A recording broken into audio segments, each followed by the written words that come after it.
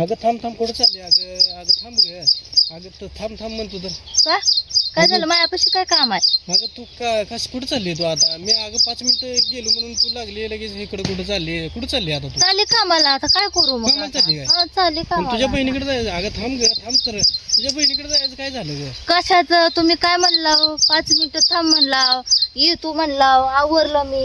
अगं थांब जरा ते काय तुला मी काय सांगतोय ऐकलं का तू काय सांगताय? हा बोला काय म्हणताय? तुझ्या बहिणीला मी फोन केलता हा बहीण काय म्हणली या दाजी म्हणली या हा हा आणि तू आता 5 मिनिटं गेलं म्हणून एवढं रागाने म्हणली की कामाला चालली काय तू 5 मिनिटं नाही ती 5 मिनिटं म्हणजे मायासाठी असं डोकं दुखायला लागलं होतं 5 मिनिटासाठी माहित आहे का माझं. बरं उशीर झाला असेल मित्रासंग बाहेर गेलोय मी अगं जाऊ नाही नको तुम्ही काय म्हणला होता 5 मिनिटं आवरून बस काळजी एकदम अशी मस्तपैकी बहिणीकडे जायचं म्हणून अशी साडी फिडी घालून मस्तपैकी बसली होती. हा. तुम्हाला फोन लावला हॅलो कुठं काय तुम्ही लावलं 5 मिनिटात येतो. मित्रासंग बाहेर गेलो मी जरा उशीर लागला मला नाही मग मला थांब, राग जाऊ आला नको ग. मला राग आला मग मी आली कामाला निघून मग कामाला बरं म्हणजे तसं करू नको चल जाऊ आपण बहिणीला फोन केला चल आवरून नको आवरून चल बाबा चल बहिणीला सांगताय बहिणीला सांगितलं आम्ही काय येत नाही फोन काय करू नको दाजी म्हणलं की आम्ही येत नाही. अगं चल बरं चल नको आता नको चल नको दाजी किती खराब बोलतोय ते माहित आहे ती मुलीला पण नाही चल बाबा झालं चल तेव्हा ती बाया बसल्या त्या